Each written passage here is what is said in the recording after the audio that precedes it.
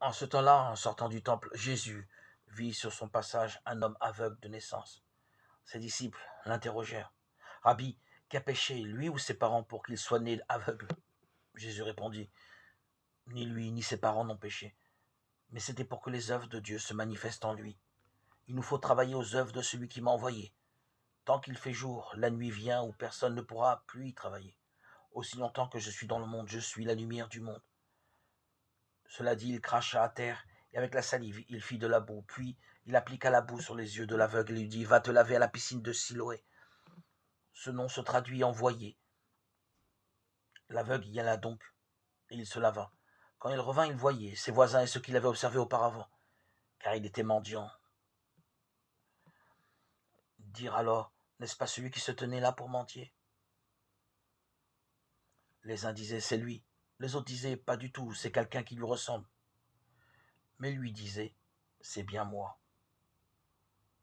Évangile selon saint Jean, chapitre 9, verset 1-38. C'est bien moi, découvre l'aveugle né dont les yeux se sont ouverts quand la lumière divine l'a pénétré.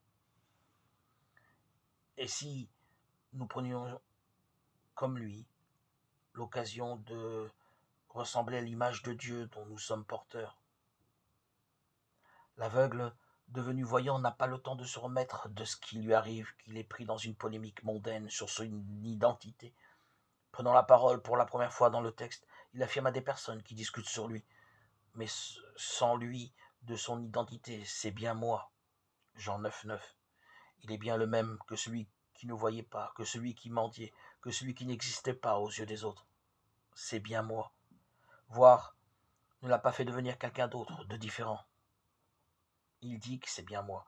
C'est la réponse donnée aux personnes le soupçonnant pour expliquer son handicap d'avoir péché. Il est bien le même que quand il était aveugle. Les autres s'en étonnent. Cela le surprend lui-même. C'est bien moi. La lumière qui vient de Dieu l'a rapproché de lui-même, lui a donné de se reconnaître. Il accède désormais à la place qui est la sienne, ce qui bouleverse le système relationnel dans lequel il vit.